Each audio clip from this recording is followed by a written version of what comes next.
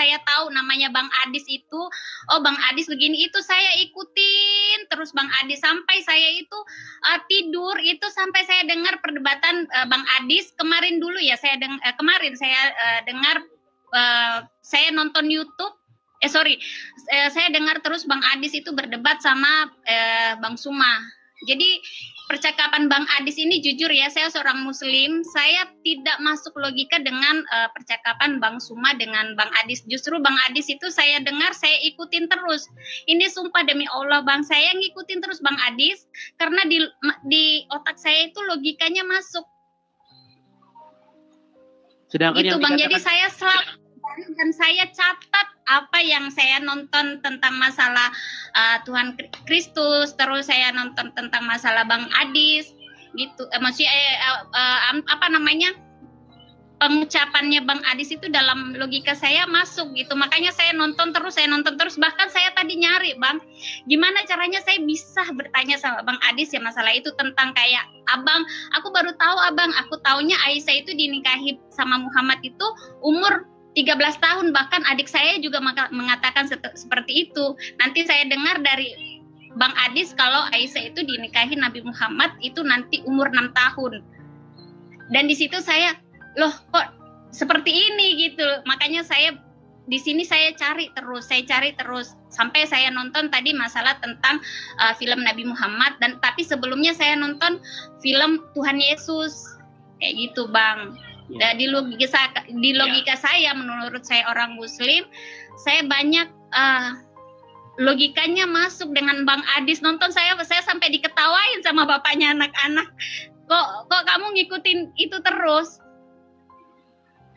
Iya, malah justru menurut ya, Kak Nara justru argumen-argumennya Juma yang tidak masuk akal. Tidak masuk akal. Banyak yang tidak masuk akal dan dia cuma bahasanya terlalu tinggi, terlalu lantang, terlalu dia merasa dirinya aja yang saya hebat nih, saya bisa, saya pintar gitu. Tapi saya di logika saya tidak masuk Abang. Tapi gini, banyak yang komen katanya, alah ini settingan katanya, ibu ini bukan Muslim. Gimana kalau kita coba, jangan-jangan ibu ini jangan-jangan bukan Muslim. Gini Abang, saya boleh, ini yang kenapa saya beberapa hari ini tidak sholat Abang. Di tahiyat akhir kan, at-tahiyatul mubarakatuh salawatu thayyibatulillah, assalamu alaika ayyuhan nabiyyu wa rahmatullahi wa barakatuh, assalamu alaina wa ala ibadillahi salihin, asyhadu la ilaha illallah wa asyhadu anna muhammadar rasulullah, Allahumma salli ala Muhammad wa ala ali Muhammad kama sholata ala Ibrahim wa ala ali Ibrahim. Kenapa?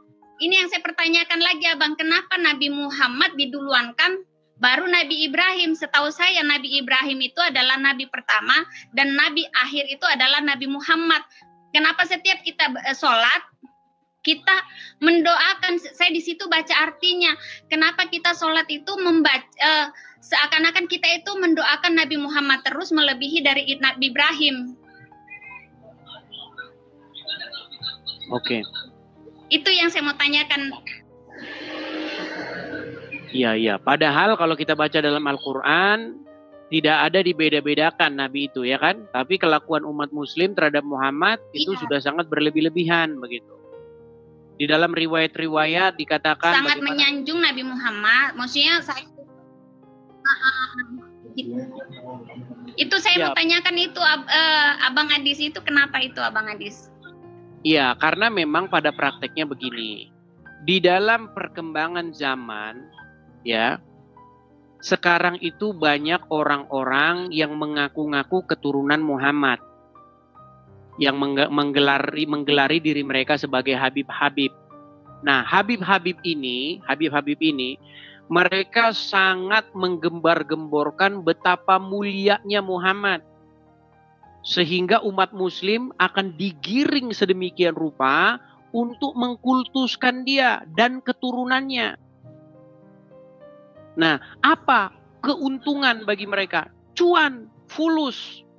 Ketika keturunan-keturunan Muhammad dalam tanda kutip yang mengaku-ngaku keturunan Muhammad ini, mereka gembor-gemborkan. Turunan Nabi itu mulia.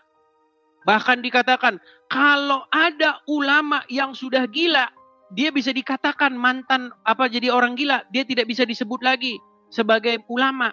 Tapi kalau ada turunan Nabi gila, dia statusnya masih turunan Nabi, masih Habib katanya. Dan mereka sangat dimuliakan. Ketika mereka sangat dimuliakan, mereka mendapatkan uang yang banyak. Contoh, bekas tisunya, ya kan? Nih, bekas tisu lap turunan Nabi. Wah, umat muslim rebutan. Cium-cium kakinya, bekas minumnya, banyak sekali. Lihat aja, bagaimana orang-orang Islam sangat mengkultuskan keturunan Nabi, keturunan Muhammad. Nah, padahal di dalam Al-Quran ada ayat yang mengatakan, Makana Muhammadin aba ahadim mirjalikum. Bukanlah Muhammad itu bapak dari salah seorang laki-laki di antara kalian. Muhammad itu bukan bapak dari seorang laki-laki di antara kalian. Tapi sekarang banyak orang ngaku-ngaku turunan Muhammad. Ketika mereka mengaku keturunan Muhammad, orang-orang Islam di negeri kita ini sangat-sangat menjanjung memuliakan mereka. Ya kan? Sehingga mereka dapat uang yang banyak dari situ. Seperti itu. Makanya ada semacam pengkultusan. Muhammad tuh harus dikultuskan. Seperti itu.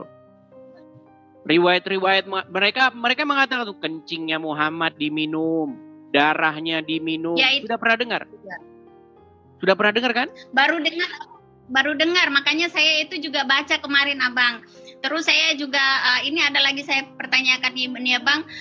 Kemarin saya ada nonton juga Abang berdebat sama siapa yang di Malaysia itu ya, Bang, ya, yang perempuan yang bercadar itu. Abang bilang enggak boleh kesini, enggak boleh. Kenapa itu kan yang ibu Malaysia yang bercadar itu, Abang?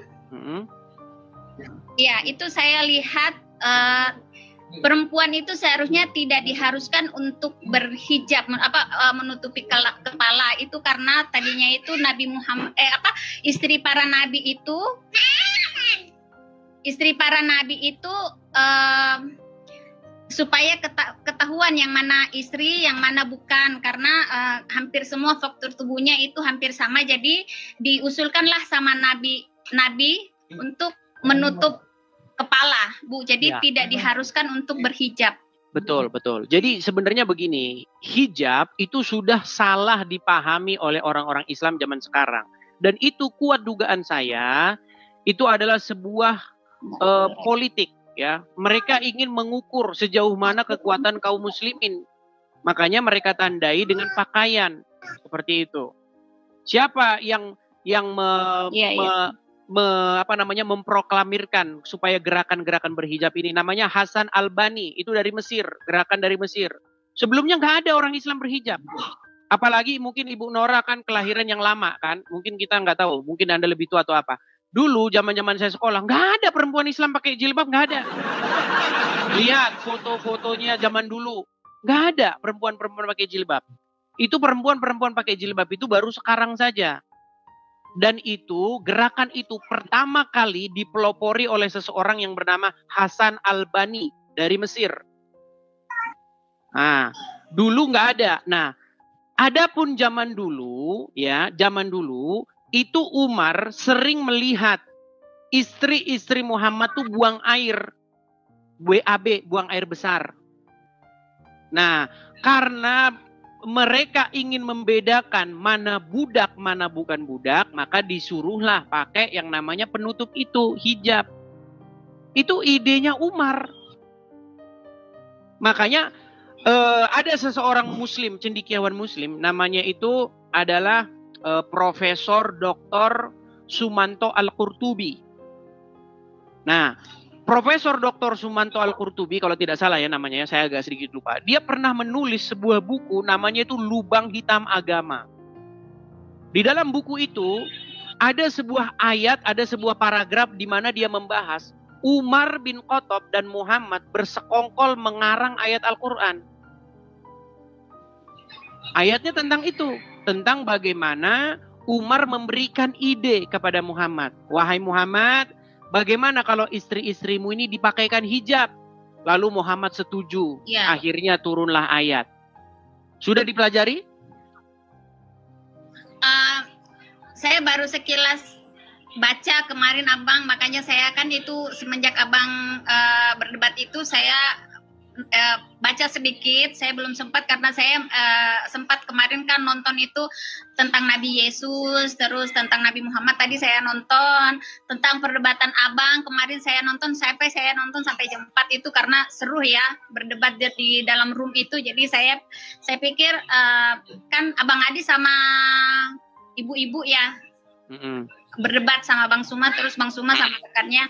Jadi saya nonton, kok saya logikanya kok saya tidak masuk dengan Bang Suma, tapi saya logikanya lebih masuk ke Bang Adis. Jadi saya pelajarin di situ terus. Makanya saya ini Abang nulis banyak tentang masalah Nabi Muhammad, dan di sini saya juga belajar masalah tentang Tuhan Yesus gitu Abang. Ya, ini salah satu contoh ya. Itu misalnya aja sih Abang saya. Oke, ini sebelum Ibu Bu Nara turun ya, saya tunjukkan ayatnya ya. Ini bagaimana Umar di sini ya sebagai pencetus ide tentang ayat hijab itu. Nih ya, ini tertulis di dalam Sahih Bukhari 577 1. Ya, apa dikatakan di sini? Umar bin Khattab, karena kalau nomor hadisnya itu memang ganti-ganti ya, tergantung siapa yang nerbitin. Ya. Tapi intinya begini, dikatakan di sini. Umar bin Khattab pernah berkata kepada Nabi Shallallahu Alaihi Wasallam, tolong perintahkan para istri Anda untuk berhijab. Aisyah melanjutkan, namun beliau tidak melakukannya. Sedangkan istri-istri Nabi Shallallahu Alaihi Wasallam juga biasa keluar pada malam hari ke tempat untuk buang hajat. Nah, maka istri beliau Saudah binti Zama'ah keluar. Ia adalah wanita yang berpostur tinggi. Lalu Umar bin Khattab melihatnya ketika ia berada di majelis. Katanya, "Hai Saudah, kami mengenalmu." Sesungguhnya Umar menegurnya hanya karena dia ingin semoga ayat hijab segera turun. Kata Aisyah, memang tidak lama kemudian Allah Azza wa Jalla menurunkan ayat hijab. Jadi ayat hijab ini permintaannya Umar bin Khattab. Umar bin Khattab ini. Makanya Umar itu pernah bilang, Umar bin Khattab pernah berkata ya, nih saya tunjukkan. Ya. Kelihatan ini? Kelihatan? Kelihatan? Kurang gede Bang, kurang besar. Tuh, itu ada di dalam hadis riwayat Muslim nomor 4412 ya. Nih sebentar. Hadis riwayat Muslim sebentar. Ya, saya ketikkan di sini. Hadis riwayat Muslim nomor 4412. Nih. Saya tampilkan ya hadisnya.